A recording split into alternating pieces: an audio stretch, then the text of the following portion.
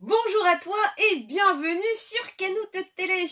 Je suis très heureuse de te retrouver aujourd'hui, écoute, pour une vidéo spéciale unboxing de la petite pop Portrait of Pirate de chez Megahouse que j'ai reçue et c'est Luffy. Hâte de l'ouvrir avec toi, de découvrir cette nouvelle figurine. Je te dis à tout de suite.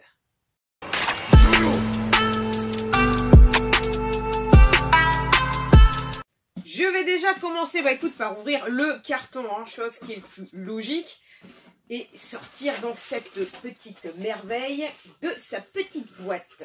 Donc déjà la boîte, comme tu peux le remarquer, elle est quand même très sympa, avec déjà toutes les différentes positions de Luffy. Et voici ce petit Luffy Taro que j'ai vraiment hâte d'ouvrir. Bon, tu apprends un petit peu à me connaître et comme tu le sais, je ne suis pas genre à faire des unboxings ultra pro avec des plans 4K. Néanmoins, je tiens toujours à ouvrir la boîte, la figurine, la découvrir en même temps que cette vidéo pour vraiment garder l'authenticité et écoute, donner simplement mon avis de fan, de collectionneuse, donc de Portrait of Pirate. Alors, toujours hyper bien protégé, ça chez Megahouse. L'intérieur de la boîte, elle est simplement magnifique comme à chaque fois. Tu vois, même tous les petits détails jusqu'à l'intérieur. On reconnaît bien le travail de chez Megahouse. Alors, Luffy. Cette fois-ci, ils ont mis du scotch partout. D'habitude, c'est sur les côtés, etc. Là, non, t'en as même sur les coins, t'en as partout. Sérieux, c'est comme Carotte, tu vois, j'ai exactement la même impression en ouvrant la boîte, c'est que, donc Carotte, je voyais sa culotte, écoute là Luffy, la première chose que tu vois, écoute, c'est ses boules.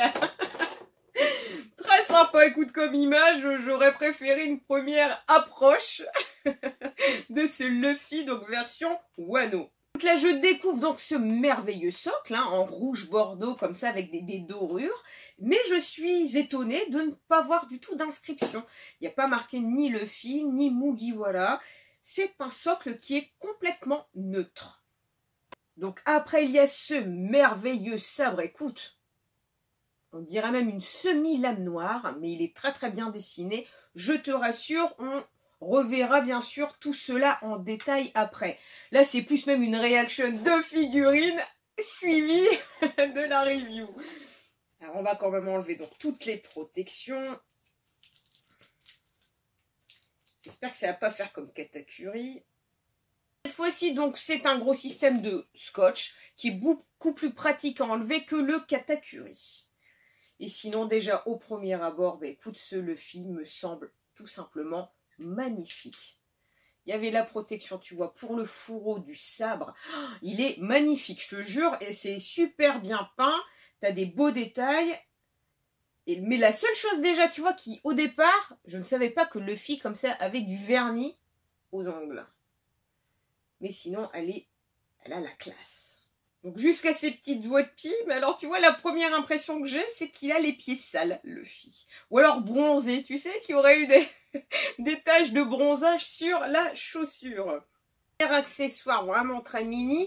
Ce genre de choses, en général, quand tu vas faire les poussières, t'as une chance sur deux de le perdre ou de le casser, je vais pas te mentir. Putain, moi, ma délicatesse légendaire, c'est... Pourtant, j'ai des petits doigts.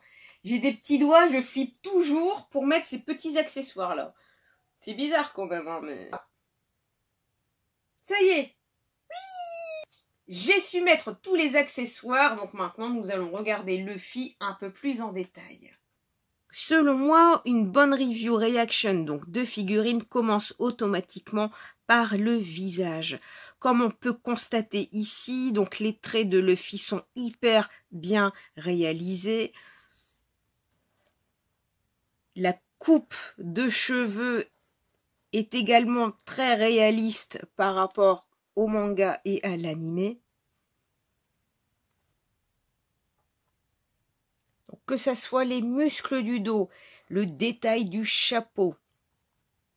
Ici, tu pourras remarquer donc la qualité du sabre qui est simplement magnifique.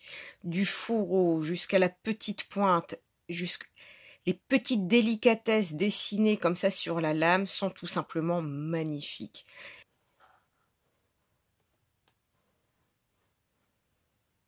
Et même comme ça, sous différents profils, je trouve ce Luffy hyper bien réalisé. Passons à la tenue. Donc les couleurs, un beau rouge, comme ça un peu même métallique.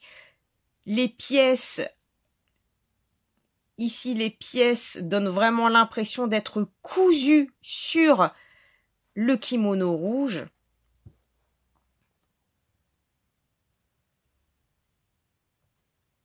Et cette finesse qui va jusqu'à l'articulation des doigts de pied. Sur l'autre pied, on voit que cette qualité comme ça de couleur, de peinture est tout simplement magnifique. Et je me permets de revenir sur cette qualité extraordinaire du fourreau du sabre de Luffy. Tu vois, jusqu'au bout, doré, peint à la main. Très sincèrement, je trouve que cette figurine est très réussie. Elle a plein de petits détails très bien réalisés. Moi, je trouve le dos magnifique jusque-là, même s'il est caché normalement à part le chapeau. Mais écoute, même quand tu le tournes, tu vois qu'il y a cette qualité, cette finition de peinture très agréable à regarder. Ce petit unboxing donc de Luffy Taro est déjà terminé. S'il t'a plu, donc merci pour ton pouce et ton commentaire. N'hésite surtout pas à t'abonner sur YouTube pour me donner de la force. Merci pour ton soutien. Vous êtes de plus en plus nombreux chaque semaine à me suivre et pour cela, je vous remercie. Je suis également disponible sur Twitter, sur Insta et sur Facebook. N'hésite surtout pas. Je vous souhaite une bonne journée ou une bonne soirée et je vous dis à très bientôt.